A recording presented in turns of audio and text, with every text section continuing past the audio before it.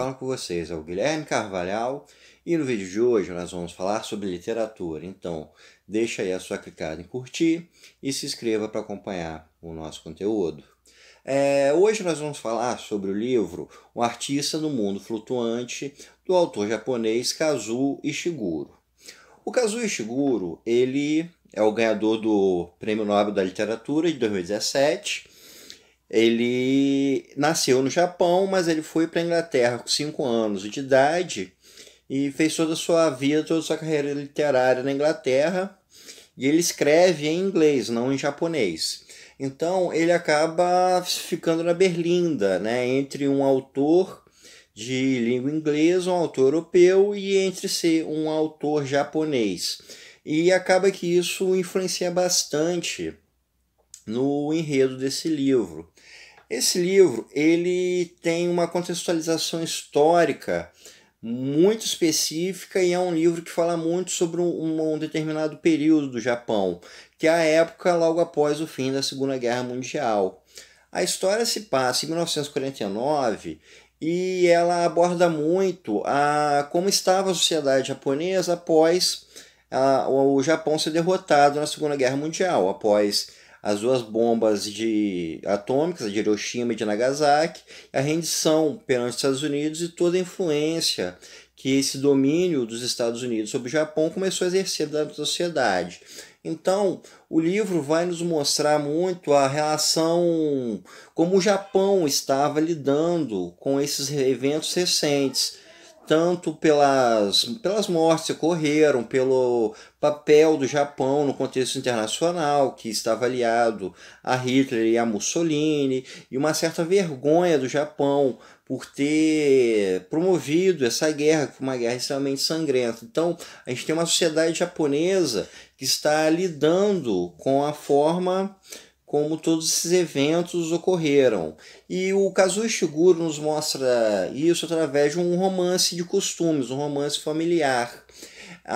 Ele nos traz o personagem que é o Mitsuji Ono. O Ono é um senhor de idade, ele é um pintor e professor de pintura. Ele já está aposentado e ele está... o livro se passa muito pelas lembranças dele, da sua vida, desde a época em que ele era um estudante de pintura até durante o período da Segunda Guerra Mundial e mais especificamente no presente, em 1949, a relação dele com suas duas filhas e com seu neto. O Ono, representa essa mentalidade mais antiga, que foi da geração que promoveu a guerra, e seus filhos vão representar justamente uma modernidade, um novo Japão que está sendo construído após a Segunda Guerra.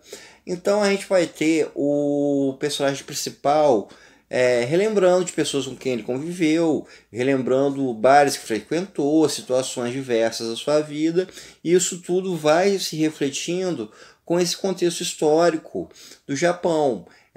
Alguns pontos, por exemplo, falam sobre a relação de pessoas que colaboraram com o governo japonês, e o próprio Ono foi um deles. Ele foi um pintor propagandista do Japão, e a relação dele, da sua obra, com aquilo que ele representa para o Japão, é algo muito pertinente. Ele fica lembrando e ele tem uma certa vergonha de como as pessoas o enxergam, como as pessoas o observam, como a sua própria família o observa, como um colaborador do governo japonês durante a Segunda Guerra Mundial. E isso influencia também da própria forma como os amigos o veem, pessoas que se tornaram seus desafetos em decorrência da forma como ele estava junto ao governo do Japão.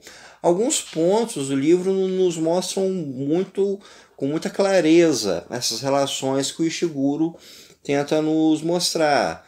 Um ponto, por exemplo, é um músico que fazia canções de enaltecimento na época da Segunda Guerra Mundial, fazia músicas patrióticas, músicas que visavam estimular o Japão dentro dessa guerra.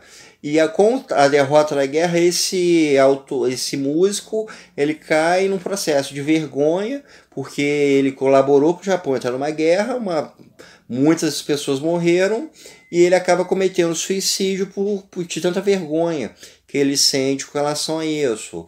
Um outro ponto bastante singular também é numa parte em que o Ishiro, que é o neto do Mitsuji Ono, está brincando. O Ono chega perto do neto e pergunta do que ele está brincando. E o neto fala que está brincando de cowboy. E o Ono vai perguntar por que ele prefere brincar de cowboy ao invés de brincar de samurai. Então a gente tem uma outra demonstração de como a influência cultural dos Estados Unidos estava começando a se fazer presente no Japão. Então, ao longo desse romance, a gente tem vários desses aspectos de conflito entre modernidade, entre passado, entre nacionalismo e entre as lembranças de guerra. Um outro ponto importante é que o filho do Ono faleceu lutando na guerra, então ele tem essa lembrança de ter perdido um filho, sendo que ele próprio foi um colaborador do governo. Então esse é um romance que nos ajuda a compreender o pensamento do Japão, nos ajuda a compreender como a sociedade japonesa lidou com todo esse trauma após ser derrotado de uma guerra e ser vítima aí de 2 bombardeios nucleares. Então, pessoal, isso é tudo por hoje. Espero que vocês tenham gostado e até o nosso próximo encontro.